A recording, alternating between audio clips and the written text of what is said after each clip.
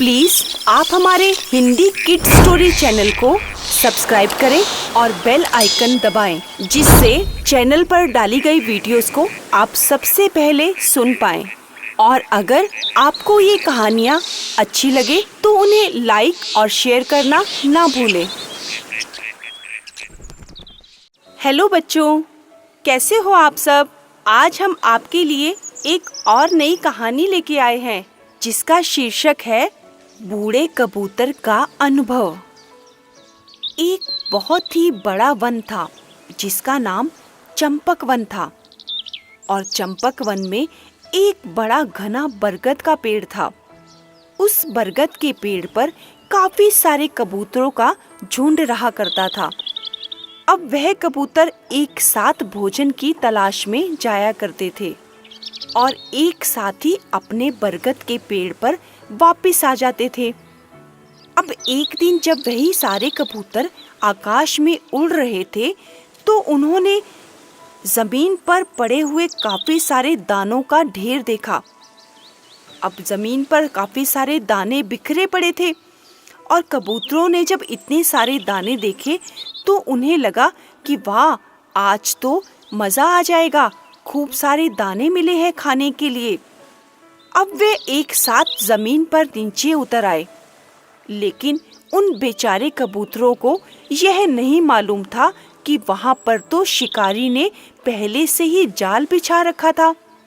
अब वे बेचारे सारे कबूतर उस शिकारी के बिछाए हुए जाल में फंस गए। अब जाल में फंसने के बाद सारे कबूतर एकदम उदास हो गए और बोलने लगे, आज तो हमारा अंत निश्चित है। यह शिकारी हम सबको उठाकर ले जाएगा। अब क्या करें? अब कबूतरों में से एक बूढ़ा कबूतर था जो उन सबको अच्छी सलाह देता था। अब उस बूढ़े कबूतर ने कहा, तुम सब शांत हो जाओ और मेरी बात ध्यान से सुनो। तुम बिल्कुल भी हिम्मत मत हारना और जैसे जैसे मैं कहता हूँ तुम सब वही करना। तुम सभी एक काम करो, सभी एक साथ मिलकर इस जाल को ले उड़ो। तो सभी कबूतरों ने ऐसा ही किया।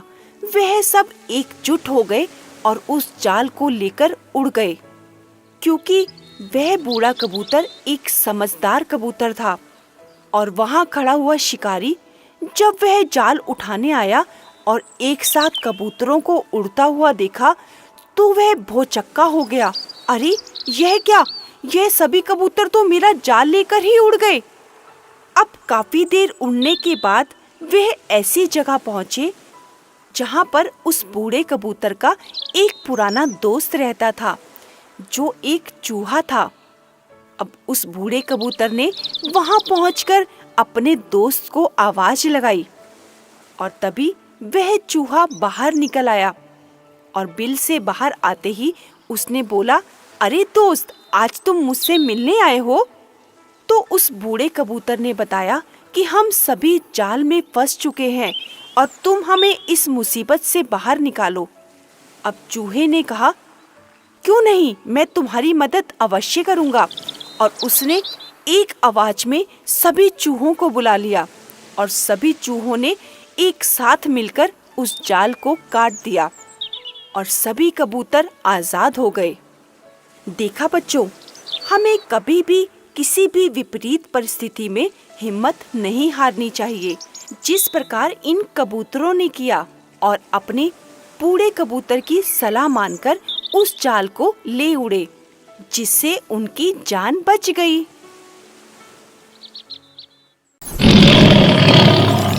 प्लीज आप हमारे हिंदी किड स्टोरी चैनल को सब्सक्राइब करें और बेल आइकन दबाएं, जिससे चैनल पर डाली गई वीडियोस को आप सबसे पहले सुन पाएं। और अगर आपको ये कहानियाँ अच्छी लगे तो उन्हें लाइक और शेयर करना ना भूलें। हेलो बच्चों, कैसे हो आप सब?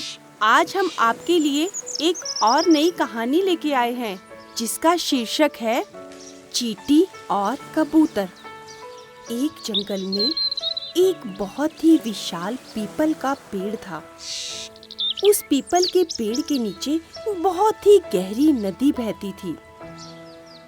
अब उस नदी के पास जो पीपल का पेड़ था, उसी पर एक कबूतर रहता था जिसका नाम रंगू था। रंगू को बहुत शौक था गाना गाने का। वह हर वक्त अपनी मस्ती में पेड़ पर आराम से बैठकर गाना गाता रहता था।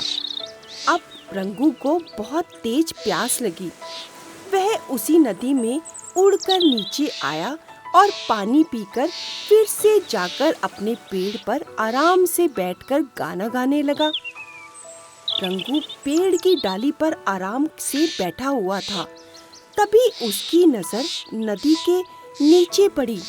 उसने देखा एक चींटी नदी में डूब रही है और अपनी मदद के लिए गुहार कर रही है, लेकिन कोई भी अभी तक उसकी मदद के लिए नहीं आया। वह कबूतर बहुत ही दयालु प्रवृत्ति का था।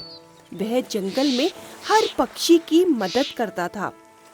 अब वह चींटी बहुत ही कोशिश करने के बाद भी नदी में डूबती ही जा रही थी। अब कबूतर ने जैसे ही चींटी को देखा तो वह सोचने लगा कि मैं इस चींटी की मदद कैसे करूं।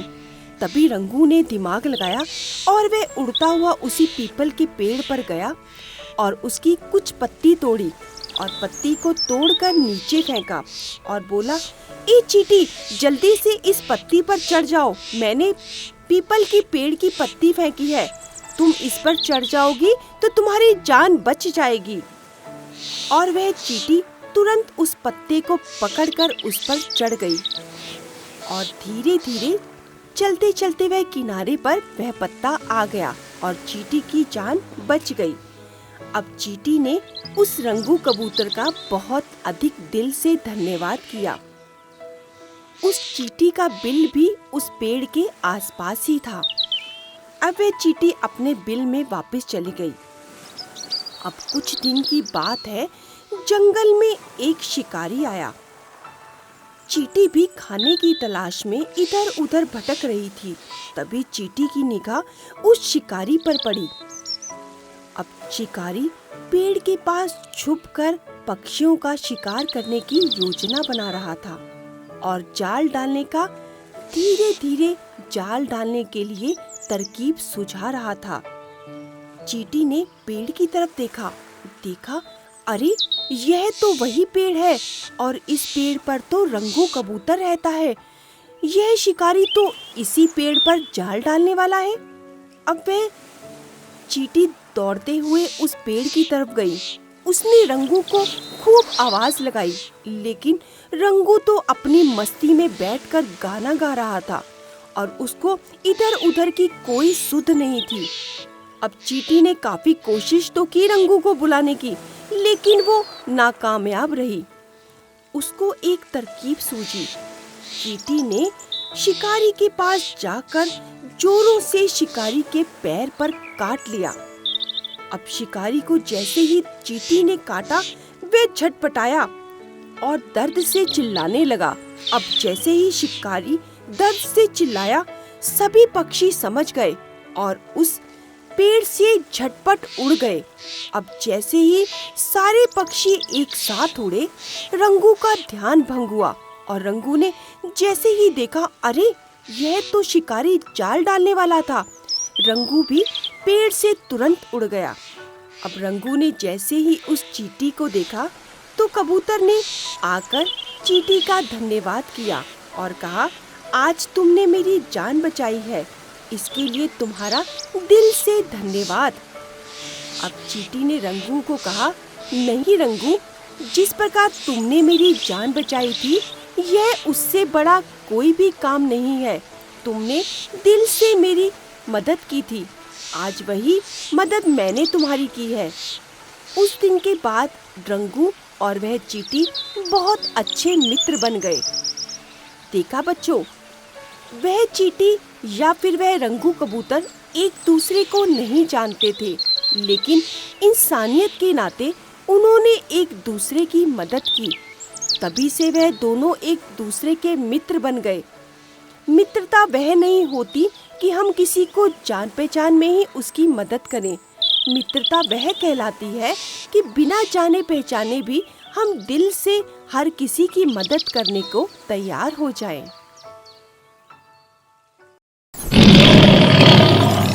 प्लीज आप हमारे हिंदी किड्स स्टोरी चैनल को सब्सक्राइब करें और बेल आइकन दबाएं, जिससे चैनल पर डाली गई वीडियोस को आप सबसे पहले सुन पाएं। और अगर आपको ये कहानियाँ अच्छी लगे तो उन्हें लाइक और शेयर करना ना भूलें। हेलो बच्चों, कैसे हो आप सब? आज हम आपके लिए एक और नई कहानी लेके आए हैं, जिसका शीर्षक है चिड़ा और चिड़िया। एक जंगल में एक बहुत ही बड़ा घना पेड़ था। उस पेड़ पर चिड़िया और चिड़े का घोंसला था, जो आपस में बहुत मिलजुल कर रहते थे। लेकिन उनमें से चिड़िया का स्वभाव बहुत ही भोला था और चिड़ा बहुत चालाक था। चिड़िया कभी भी चिड़े की चालाकी को नहीं समझती थी।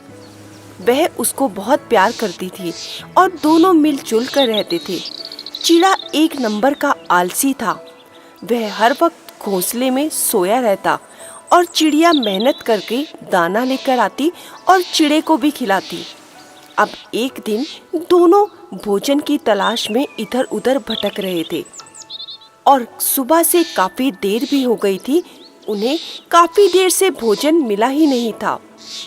अब वे भटकते भटकते एक घर की छत पर आ गए और उन्होंने देखा वहां पर छत पर किसी ने खिचड़ी, चावल के दाने और दाल रखी हुई थी। अब चिड़े ने चिड़िया को कहा, टारजी, क्यों ना आज हम अपने घर पर खिचड़ी बनाएं? अब टारजी चिड़िया ने कहा, हाँ, मन तो मेरा भी कर रहा है, लेकिन हम खिचड़ी बनाएंगे कैसे? तो चिड़े ने कहा, तुम अपनी चोंच में चावल भर लो और मैं अपनी चोंच में दाल भर लेता हूँ और फिर यह दोनों ले जाकर हम घर में खिचड़ी बनाएंगे। तो टारजी चिड़िया ने हाँ की और दोनों ने वही किया। दोनों ने चावल और दाल को चोंच में भर लिया और फिर अपने घर की ओर चले गए। और घर आकर बड़े ही प्यार से टारजी ने खिचड़ी बनाई। चिड़े को मालूम था चिड़िया खिचड़ी बहुत ही स्वादिष्ट बनाती है। अब धीरे धीरे खिचड़ी तैयार हो गई। अब चिड़े का मन ललचाया। उसने सोचा, खिचड़ी तो ज्यादा भी नहीं है और अगर हम दोनों ने खाई तो यह खिचड़ी से तो मेरा पेट भी नहीं भरेगा। क्यों ना मुझे कुछ चालाकी खेलनी चाहिए। उसने टारजी चिड़िया से कहा, देखो टारजी, अभी खिचड़ी बहुत ही गर्म है। क्यों ना हम ऐसा करें कि एक एक करके पहले नहा कर आते हैं और फिर स्वाद से बैठकर खिचड़ी खाएंगे। टारजी चिड़िया ने कहा, हाँ ठीक है। तो चिड़े ने कहा, पहले मैं नहा कर आता हूँ, अभी खिचड़ी बहुत गर्म है, पहले मैं नहा आता हूँ, फिर तुम नहाने चली जाना। चिड़िया ने कहा, ठीक है, तुम नहा कर आ जाओ, मैं तब तक खिचड़ी की देखभाल करती हूँ। और चिड़ा झटपट जाकर नदी में नहाकर आ गया और फिर चिड़िया से बोला, जाओ टारजी, अब तुम नहाकर आ जाओ, तब तक मैं खिचड़ी की देखभाल करता हूँ। तब तक ये ठंडी भी हो जाएगी, फिर दोनों बैठकर आराम से खा लेंगे। अब चिड़िया नहाने के लिए गई और चिड़े ने मौके का फायदा उठाकर सारी की सारी खिचड़ी चट कर दी और जाकर घोंसले में आराम से सो गया। अब जैसे ही टारजी नहा कर आई, उसने देखा, अरे चिड़ा तो घोंसले में आराम से सो रहा है और खिचड़ी का बर्तन खाली पड़ा है। यह क्या? चिड़िया समझ गई, लगता है चिड़ा सारी खिचड़ी खा गया। और उसने चिड़े को घोंसले से उठाया और बोली, अरे तुम सारी खिचड़ी खा गए? तुम तो बड़े चालाक निकले। मैंने कितनी मेहनत से खिचड़ी बनाई थी। चिड़ा बहुत ही चालाक था। चिड़िया से बोला, नहीं टारजी, मैं तो घोंसले में सो रहा था, थोड़ा सुस्ता रहा था, मुझे नहीं मालूम ये खिचड़ी कौन खा गया, बिल्कुल भी नहीं मालूम मुझे, तुम मेरी बात को मानो। अब चिड़िया को तो मालूम था कि यह चिड़ा चालाक है, लेकिन वह फिर भी बोली, हो सकता है फिर यह कोई खिचड़ी खा गया हो, हमें उल्लू मामा के पास चलना चाहिए, वही इस बात का सुझाव देंगे। चिड़े ने कहा, हाँ हाँ, हमें उल्लू मामा के पास चलना चाहिए, वही बताएंगे कि मैंने खिचड़ी नहीं खाई। अब दोनों मिलकर उल्लू के पास गए। चिड़िया ने जाकर सारी बात उल्लू को बताई। अब उल्लू भी कुछ कम चालाक नहीं था। उसने कहा, ठीक है, कोई खा गया होगा खिचड़ी, तुम आराम से बैठो, लड़ो मत, मैं कोई ना कोई सुझाव जरूर दूंगा। फिर उल्लू ने कहा, देखो, तुम सुबह से भोजन की तलाश में भटक रहे थे, इसीलिए भूख भी बहुत जोरों से लगी होगी। मेरे पास कुछ भोजन बचा हुआ पड़ा है, पहले तुम आराम से खा लो, फिर हम समस्या का समाधान निकाल लेंगे। चिड़िया बोली, हाँ उल्लू मामा, मैं सुबह से भूखी हूँ, मुझे बहुत जोरों से भूख लगी है, आप मुझे कुछ खाने को दे ही दो। अब उल्लू मामा ने अपने घोंसले में से कुछ भोजन निकालकर उन्हें दोनों को दिया और कहा, तुम झटपट खा लो, फिर हम समस्या का समाधान करेंगे। अब यह क्या, चिड़े का पेट तो पहले से ही भरा हुआ था। उल्लू ने कहा, तुम क्यों नहीं खा रहे? चिड़िया तो फटाफट खा रही है और तुम्हें भूख नहीं लगी क्या? चिड़िया थोड़ा हड़बड़ा कर बोला, नहीं उल्लू मामा, मेरे पेट में सुबह से दर्द है, इसीलिए मुझे भूख नहीं लगी। यह बात सुनते ही चिड़ा और उल्लू मामा जोर जोर से हंसने लगे और बोले, देखो डार्जी चिड़िया, निकल गया ना समस्या का समाधान, सारी की सारी खिचड़ी तो यही चट कर गया। और वह दोनों खिलखिलाकर हंसने लगे और चिड़े को तो मालूम ही था कि उसी ने ही सारी खिचड़ी खाई थी। देखा बच्चों, यूं तो इस दुनिया में आलसी और कामचोरों की कमी नहीं है और इसी वजह से हमारे रिश्तों में दूरियां पैदा होती हैं। चिड़ा भी अगर चिड़िया की तरह मेहनत करता तो रास्ता और आसान हो जाता है और हमारी जिंदगी का सफर भी संतुलित रहता है।